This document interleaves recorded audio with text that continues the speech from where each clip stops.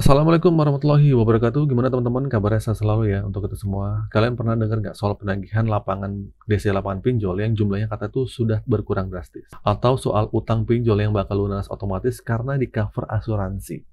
Nah, di video ini kita bakal kupas tuntas ya mitos-mitos dan bagaimana POJK nomor 11 tahun 2024 dan POJK nomor 20 tahun 2023 sebenarnya membawa angin segar buat kita yang lagi galau mikirin utang pinjol.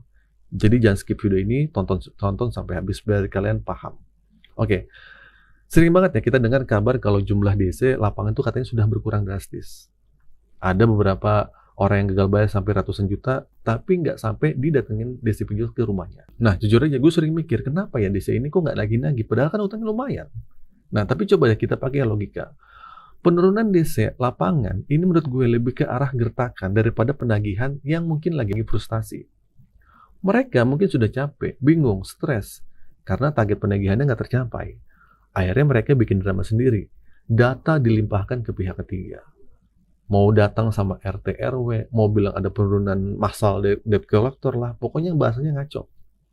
Nah, sebenarnya ini adalah strategi mereka, karena targetnya nggak tercapai.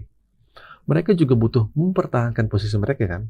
Makanya mereka pakai senjata pemungkas. Nah, ancaman adalah penurunan DC lapangan akan hadir jam segini. Dan sayangnya banyak dari kita yang langsung baper, langsung ketakutan. Padahal seharusnya ini nggak perlu dikhawatirkan berlebihan. Ancaman kayak gini jangan bikin kita gali lubang tutup lubang, mendingan santai aja. Biar OJK menerapkan aturannya. Dan kita lihat nanti bagaimana dampaknya. Ini ibarat bom waktu ya buat pinjol. Kalau ini diterapkan, pinjol nggak bisa lagi sembarangan kasih pinjaman. Mereka akan makin mengecil dan para investor juga bisa menarik investasinya. Kalau peraturan nanti akan di akhir Juli ini benar-benar diterapkan. Dan akhirnya pinjol itu bisa mundur, minimal mengurangi karyawannya, terutama para DC. Nah, kenapa DC yang dipotong duluan? Karena dengan aturan baru ini, pinjol akan lebih selektif menyalurkan dananya. Kalau udah selektif, angka macet pasti tipis kan. Jadi buat apa lagi jasa penagih hutang? Mereka pasti akan menghemat anggarannya dong.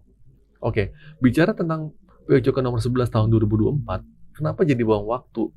Kenapa jadi bom waktu untuk pinjol? Ya, terus menjadi kabar baik untuk kita. Nah, sebenarnya peraturan ini bukan buat nakut-nakutin kita. Justru ini adalah mitigasi supaya pinjol lebih tepat sasaran dan mencari calon nasabah. Mereka harus melakukan analisa mendalam, kredit scoring, list status leak-nya, dan beberapa banyak pinjaman yang sudah dimiliki calon nasabahnya. Ini sebenarnya keuntungan besar buat kita. Kenapa?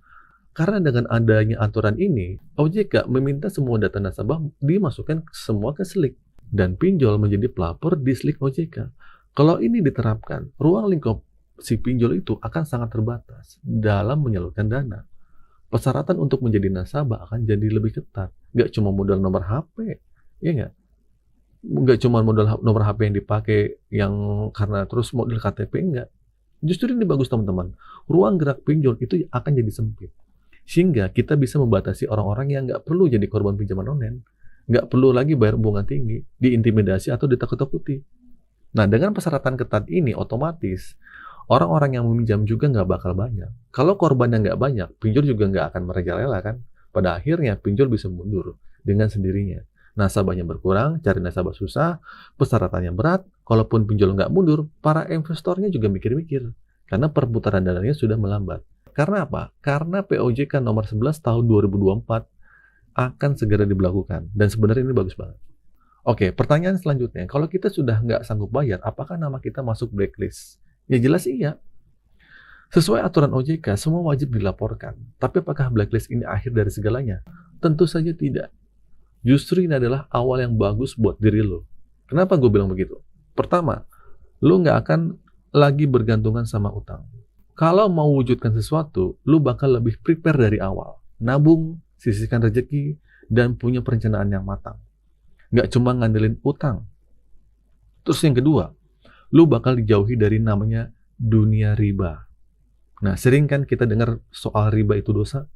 Nah, dengan adanya SLIK ini, lu otomatis dijauhi dari riba. Segala dosa yang lu yakini itu nggak akan terjadi lagi. Terus ketiga, lu nggak perlu berpacu sama tagihan. Jujur aja ya, bayar tagihan itu enaknya cuma di awal. Selebihnya sudah mulai nggak enak. Apalagi kalau sudah berumah tangga. Mata pencarian susah, pertengkaran dalam rumah tangga bisa muncul, Dengan lu nggak berutang lagi, pertengkaran itu nggak akan mungkin terjadi karena lu nggak buru-buru memenuhi keinginan lu, tapi lebih fokus pada kebutuhan hidup. Nah terakhir nih, lu nggak perlu lagi dibebani bunga tinggi, denda besar, atau dikejar-kejar, DC dicaci maki juga enggak, atau dihina-hina si DC yang nagih-nagih lu juga. Nah ini sisi positifnya. Sisi negatifnya cuma satu, lu cuma nggak bisa berutang lagi. Emang kalau lu nggak bisa berutang lagi, lu bakal mati? Ya enggak dong, jadi santai aja. Oke, tentang masalah asuransi pinjol atau klaim otomatis lunas, ini jangan salah paham. Ada mitos yang paling sering banget gue dengar, pinjol itu sudah di cover asuransi. Ya, tinggal klaim asuransi, beres utang. Tapi hati-hati sama pemahaman ini. Ya, memang benar OJK mewajibkan pinjol bekerja sama dengan asuransi untuk memitigasi risiko gagal bayar. Tujuannya untuk menyelamatkan dana para lender. Nah, tapi klaim asuransi ini nggak sesempil itu, dan utang kita nggak otomatis lunas cuma karena telat bayar. Coba pakai logika. Kalau semua yang telat bayar di cover asuransi, berarti angka kerugian pinjol nggak ada dong. TWP 90 juga nggak akan ada. Tapi asuransi juga akan cari untung. Kalau potensi kerugiannya besar terus-menerus, mereka bisa bangkrut akhirnya. Nah, POJK nomor 20 tahun 2023 sebenarnya sudah mengatur tentang produk asuransi yang dikaitkan dengan kredit. Nah, aturan resmi ini berlaku pada tanggal 13 Desember 2024.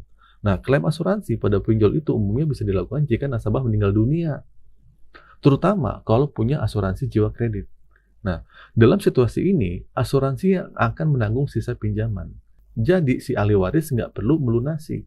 Nah, ada juga asuransi yang melindungi kalau terjadi bencana alam atau musibah kebakaran. Tapi, bukan berarti kalau lu nggak mampu bayar, terus otomatis bisa klaim asuransi ya. Nggak sesebel itu, cuy. Nah, meskipun ada pinjol legal seperti Akseleran atau sama ada kami yang sudah bekerja sama dengan asuransi untuk menyelamatkan dana lendernya dari nasabah yang nunggak, tapi klaimnya cuma berkisaran 0,6% sampai 1% dari total pinjaman. Dan ini menunjukkan kalau asuransi pinjol itu tidak transparan dan nggak bisa jadi patokan utama kalau utang lu bakal lunas otomatis.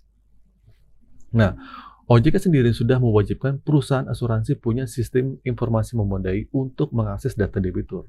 Dan mereka juga fokus pada mitigasi resiko. Oh ya. Nah, artinya OJK nggak mau ada oknum yang sengaja nggak bayar utang karena tahu pinjamannya bakal di-cover asuransi. Makanya ya, informasi soal perlindungan asuransi ini nggak diungkap secara gamblang ke debitur, supaya debitur tetap merasa bertanggung jawab atas kewajibannya. Nah, jadi teman-teman, daripada sibuk mikirin utang gua dibayar asuransi apa kagak, mendingan fokus bekerja dan berusaha kumpulin uang. Kalau cukup bisa negosiasi, kalau nggak cukup ya udah. Yang namanya sudah terjebak pinjol, mau ada asuransi atau tidak, kalau nggak ada uang tetap aja itu jadi masalah. Ya, pernah nggak sih mereka kalau kasih detail asuransi kan nggak? Berapa preminya kan nggak kan? Jadi jangan terlalu berharap deh apa yang nggak jelas ini gitu. Jadi kesimpulan teman-teman, jangan mudah percaya sama gertakan DC pinjol. Itu cuma drama mereka, ya, karena target mereka itu kadang nggak tercapai. POJK nomor 11 tahun 2024 dan POJK nomor 20 tahun 2023 justru membawa dampak positif, karena pinjol jadi lebih ketat dalam menyalurkan dana, dan ini bisa membatasi jumlah korban pinjaman online. Soal blacklist, itu bukan akhir dari segalanya, tapi justru awal yang bagus buat lo terbebas dari jeratan utang dan riba. Dan paling penting, jangan salah paham soal asuransi pinjol. Utang lu nggak otomatis lunas, cuma karena telat bayar dan klaim asuransi. Umumnya berlaku kalau nasabah itu meninggal dunia. Nah, daripada mikirin asuransi yang nggak jelas, mendingan fokus kerja, kumpulin uang, kalau ada bayar, kalau nggak ya udah. Jangan biarkan pinjol itu jadi makin merajalela. Oke, gitu saja teman-teman video kali ini. Semoga video ini tercerahkan untuk kalian semua. Akhir kata dari saya, Assalamualaikum warahmatullahi wabarakatuh.